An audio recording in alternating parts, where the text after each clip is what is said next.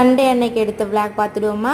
Sunday அன்னைக்கு லஞ்சுக்கு நான் வந்து மீன் மேக்கர் போட்டு பிரிஞ்சி செஞ்சுருந்தேன். இதோட நேம் பார்த்திங்கன்னா எங்கள் ஊர்லலாம் meal maker biryani, soya beans biryani சொல்லுவாங்க. அப்படி இல்லைன்னா தக்காளி சாதம் கூட சம்டைம்ஸ் சொல்லிடுவாங்க. இங்கே சென்னை வந்த பிறகு தான் எனக்கு தெரியும் இதோட நேம் பிரிஞ்சி அப்படின்னு சொல்லிட்டு சொல்கிறாங்க அப்படின்னு சொல்லிட்டு. ஸோ உங்கள் ஊரில் என்னன்னு சொல்லுவாங்கன்னு சொல்லிட்டு கமெண்ட் செக்ஷனில் கமெண்ட் பண்ணுங்கள். ஒரு சிம்பிளான ஒரு பாயாச ரெசிபி பார்த்துடுவோமா. ஒரு சைடு அடுப்பில் வச்சுட்டு ஒரு பேன் வந்து ஹீட் ஆன பிறகு நெய் விட்டு முந்திரி திராட்சை வறுத்து எடுத்து வச்சுக்கலாம். அதே நெய்யில் நம்ம வந்து சேவரட் சேமியா போட்டு நல்லா ஸ்மெல் வர வரைக்கும் நல்லா வறுத்து எடுத்து வச்சுட்டு பால் நல்லா கொதிச்சிடுச்சு. இப்போ அந்த சேமியாவை அதில் போட்டு பாயில் பண்ணி வச்சிடலாம். லைட்டாக ஒரு பிஞ்சளவுக்கு உப்பு சேர்த்துட்டு ஏலக்காய் தூள் இதோட ஆட் பண்ணிக்கோங்க.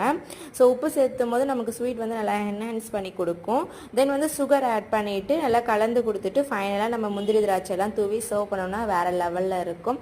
ஸோ என்ன தான் நம்ம வித்தியாசமான ஸ்வீட் கண்டுபிடிச்சாலும் பாயாசத்துக்கு